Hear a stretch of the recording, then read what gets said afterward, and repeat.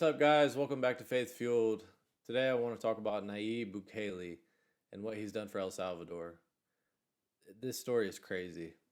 The guy has turned El Salvador from the most dangerous country in the world to the safest country in the Western Hemisphere in 3 years. What has he done that other leaders can't get accomplished? He's on here with Tucker Carlson. I'm not going to take you through the whole video. It's an hour long, but there's definitely some points to hit on here. But you have to start with peace. So we had to start with peace. And in the case of El Salvador, we were literally the murder capital of the world. Yes. And we turned it into the safest country in the Western Hemisphere. We're safer than any other country in the Western Hemisphere, which is, it was, if I would have said that 5 years ago, they would say that I was crazy, right? Yes. Because this was literally the most dangerous country in the whole world. Your capital is now safer than our capital in Washington. Yes. A lot safer. And the country is safer than the United States as a whole. Yes. The U.S. That's wild. You've went from the highest murder rate to their capital is now safer than Washington, D.C. And they've got one of the most notorious street gangs in the entire world in their country, MS-13. And it gets into how there's some spiritual and demonic stuff at work here that he believes. It's around 6 murders per 100,000 inhabitants, and our murder rate is 2. So we're safer than Canada, safer than Chile, safer than Uruguay, safer than the U.S., safer than any country in the Western Hemisphere. There are countries in the other hemisphere that are safer than El Salvador, but not in the Western Hemisphere. So you did that in just a couple of years? Yes, we did that basically in 3 years. So what? Just bottom line it for us. What's the formula? Well, I can tell you the official formula and the real formula. Okay. So the official formula is that we did a plan. I mean, we did a plan. It's not that. When I say official, I mean it's a lie. It's just the official one. We did a plan that was comprised of phases. So we roll up the first phase, then the next one, then the next one, and then gangs started attacking back. So we had to roll up everything at once, like in a hurry. So and it worked. It worked. In a couple of weeks, the country was transformed because the gangs were not yet arrested, but they were on the run. So we basically in the roll-up of phase 6, we basically pacified the country in a couple of weeks. How do you do that? How do you pacify a country? Well, the phases included building up of the police forces, the army. We doubled the army. We literally doubled the army to fight crime, to use the army to fight crime. And we equipped them before, like soldiers, we didn't have useful guns or vehicles, drones, basic things that an operation of that magnitude would need. So, yeah, we roll up the phases and then we went after them. Okay, so that's the official. That's the official. Yes, that's the official one. What's the real? It's a miracle. It's a miracle. Yeah, it's a miracle. I love that. What do you mean? Yeah, it's a miracle. When gangs started attacking us back, basically, they killed 87 people in 3 days. Wow. Which, for a country of 6 million people, it's crazy. Would be the equivalent 60 times.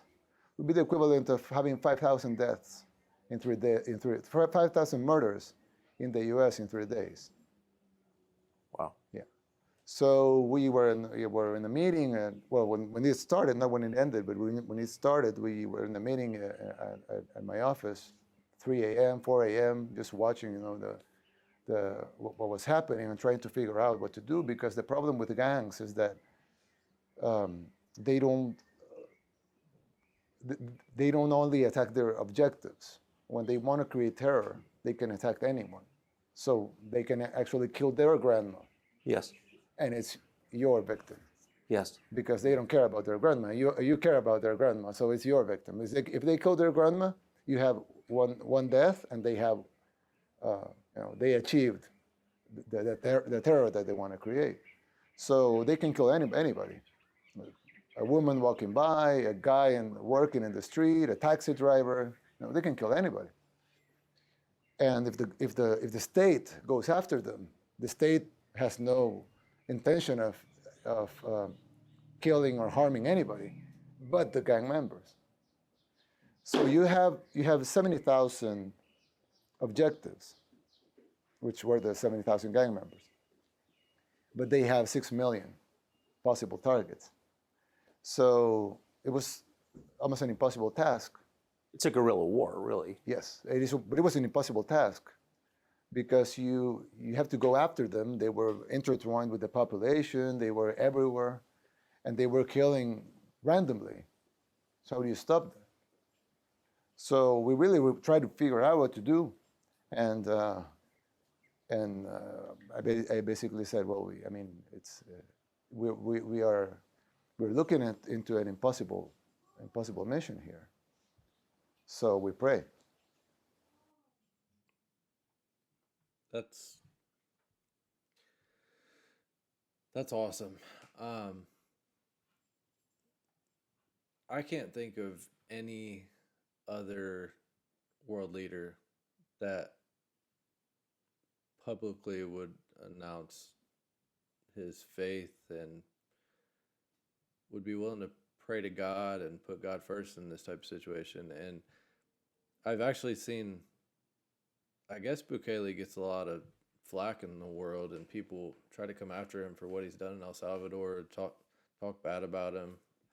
I honestly haven't researched it a whole lot, but it seems like people are upset about him imprisoning these people, and that I guess he's put a lot of people in jail. But even Joe Rogan recently said that if you're going to clean up a country like that, it's not going to be pretty. Like, you got to send a message. For them to go from that dangerous of a country to the safest country in this half of the world in 3 years, that says a lot. I assume that this guy comes from a good heart. Like, he has good intentions with what he's doing. If I'm wrong, let me know in the comments. And we. You prayed in the meeting? Yes, of course, several times. Yeah. That's awesome. What did you pray for? To wisdom, to win the war, to have. I thought at the time that we would have civilian casualties, so we prayed that the civilian casualties will be as low as possible, and we didn't have any civilian casualties. And was everyone in the meeting comfortable with that? Yes. That's a miracle.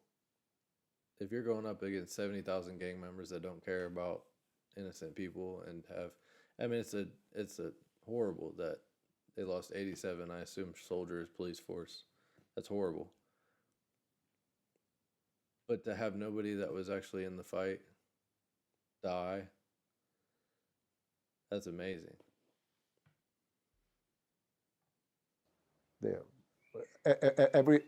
All my security cabinet are believers. They all believe in God. We're a secular country, of course, but we all believe in God. So yeah. MS-13 is one of the major gangs, and they are satanic also. That was my question. So very I'm little. sorry. No. But I would hope you will explain it, because very little has been written in the West about this. They're satanic, yes. But actually, literally, can you explain? Well, they didn't start as a satanic organization. They MS-13 started in Los Angeles in the U.S. because Salvadorans weren't allowed to sell. I didn't know that. I didn't know MS-13 started in L.A. You look at pictures of them and they look rough. You wouldn't think that they started in the U.S., but that's wild. By the Mexican gangs. So they created a gang that was called the 18th Street Gang, because they basically wanted to sell drugs in a street that was 18th Street over there. But then division started to they started dividing themselves and started infighting. So they created the MS-13. And then MS-13 started outgrowing the other gangs, and they started exporting the organization to other parts of the U.S. And when Bill Clinton decided to deport those guys, he didn't tell our government at the time, I'm deporting this criminal. They just send them here. And they came, there were few, but unchecked. At the same time, some laws were passed to protect minors from imprisonment. And of course, the gangs used that to recruit 15-year-olds, 16-year-olds, 17-year-olds.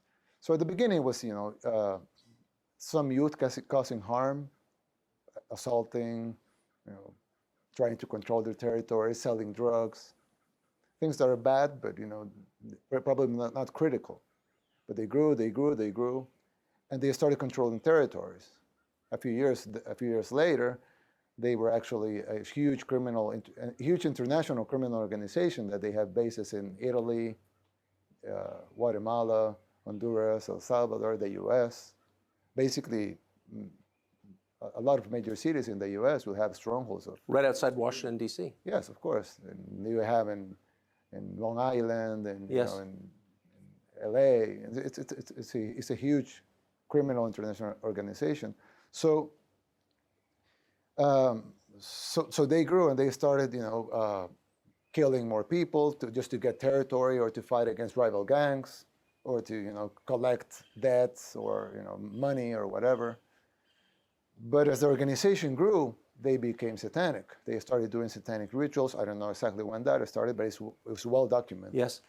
And in our arrest, we've even found authors and things like that. Yes, I've seen them. And so they became a satanic organization. And even when you, sometimes when you interview gang members that are in prison, they would say, I'm out of the gang. Of course, they're in prison, but they would say, I'm not a member of the gang anymore. And when they asked them why, I remember I remember the news outlet that made it this, but it's a very well-known news outlet that made this interview with a gang member in person. We allowed them to go into prisons and do the interviews. And the guy that they asked him, how many people have you killed? And he said, I don't remember. He didn't remember how many, probably 10, 20, he didn't remember. Look at Tucker's face. He is such a good interviewer, and I've never really watched Tucker that often. I've known how famous he is, and maybe I'm late watching him. I think he has good viewpoints. I just watched his interview on Sean Ryan's podcast. But what I've seen is he's very inquisitive. I know he interviewed Putin and just does an awesome job. They asked him, and what is your position in the gang? He explained how he went up in positions, but I left the gang. I said, why did you left the gang? And he said, well, because I was used to kill people, but I killed for territory. I killed to collect money. I killed for extortion. But I came to to this house, and they were about to kill a baby. And the killer that had killed tens of people, said, "Oh, wait, what are we doing? Why are we going to kill that baby?" And they told him, because the beast asked for a baby, so we have to give him a baby. So he said that he couldn't resist that, so he left the gang. He's in prison because he's a killer, but he left the gang because he couldn't tolerate what he was seeing. So human sacrifice was a part. Well, in the United States a couple of weeks ago, or a couple of days ago, I don't remember exactly, I saw the news that they were going to kill a young girl, or they killed a young girl, I don't exactly remember, because it was a satanic ritual. It happened in the U.S. a couple of weeks ago. You may have come to the obvious conclusion that the real debate That's crazy. It just goes to show how spiritual evil in people is. I mean, these people are literally serving the devil. Yeah. Go check out the interview if you haven't seen it yet on Tucker Carlson's YouTube channel. I'll link it down in the description. If you like the video, please like and subscribe. Still new here on YouTube. I would appreciate it more than you know. Until next time, see ya.